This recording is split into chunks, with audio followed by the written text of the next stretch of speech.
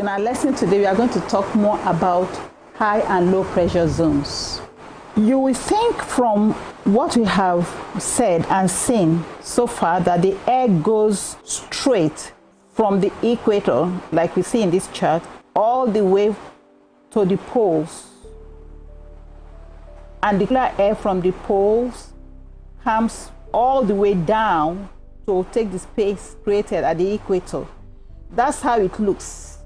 But that is not how it actually happens in reality.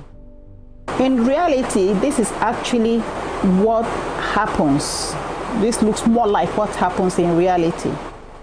Hot air rises here from the equator and goes through the atmosphere thus far around the tropics. By the time the hot air gets to the tropics from the equator, it comes down again, as we see here.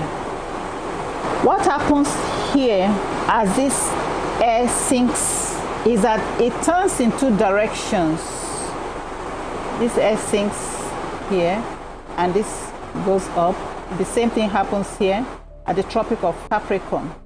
So some of the air turns and goes back towards the equator, and some goes towards the pole. The air that goes towards the equator travels along the surface of the earth, getting heated up once again. So this air that goes towards the equator travels along the surface of the earth and gets heated up again. But the air that travels towards the poles, that's this one that travels towards the pole, you will imagine that it gets all the way to the poles, but it does not. It gets to somewhere here about the Atlantic circle in the southern hemisphere and gets to this point, Arctic circle in the northern hemisphere. So we have more high and low pressure areas, just like we have. So here again we have, when it gets down, remember we have high pressure area, and where it goes up we have the low pressure area. Same applies in the southern hemisphere. So at the tropic lines we have high pressure areas.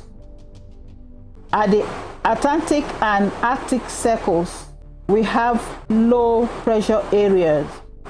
So this is how we get the winds on the earth. The air, that is the winds, blow from high pressure area to low pressure zone.